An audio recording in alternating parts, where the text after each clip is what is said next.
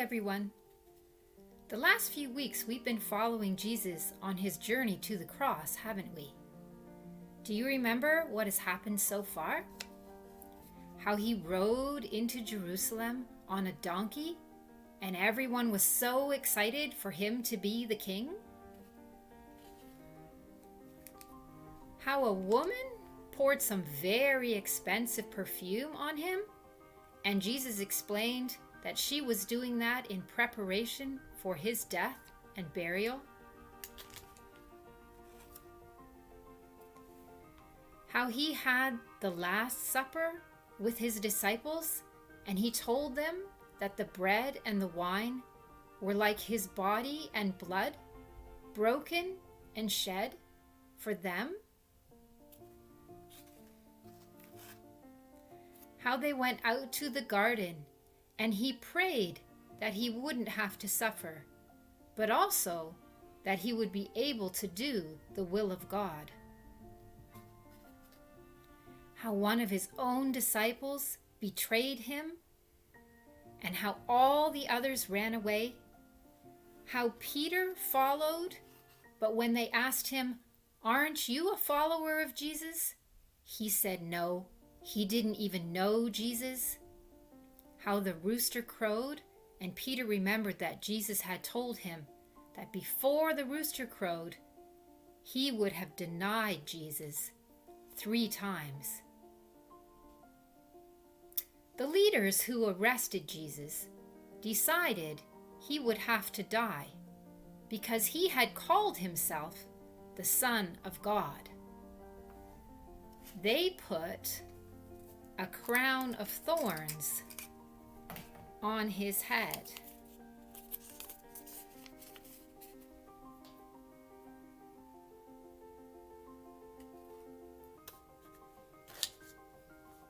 They made fun of him for saying that he was a king.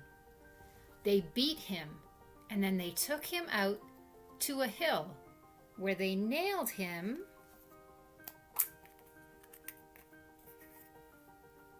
to a cross.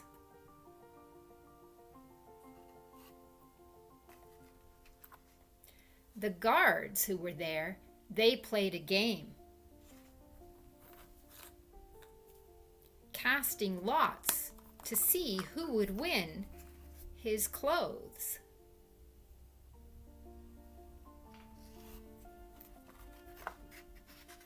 There were so many ways Jesus suffered. Finally, he said that he was thirsty, and they raised up a sponge on a stick filled with vinegar. After he took it, Jesus said, "It is finished," and he died. This was so sad, so devastating for Jesus' family, for his friends, for all of his followers. This is not what they thought would happen.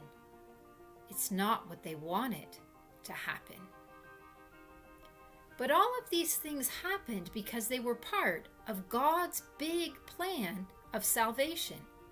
Already long before, prophets had said that these very things would happen.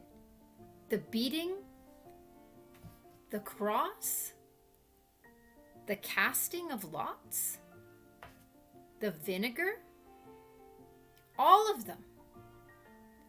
And now Jesus said, it was finished. Finished? Is this how the plan ends? I can't help but think and hope that there is more to this story. I see we still have a few eggs left. A few more that we have to open.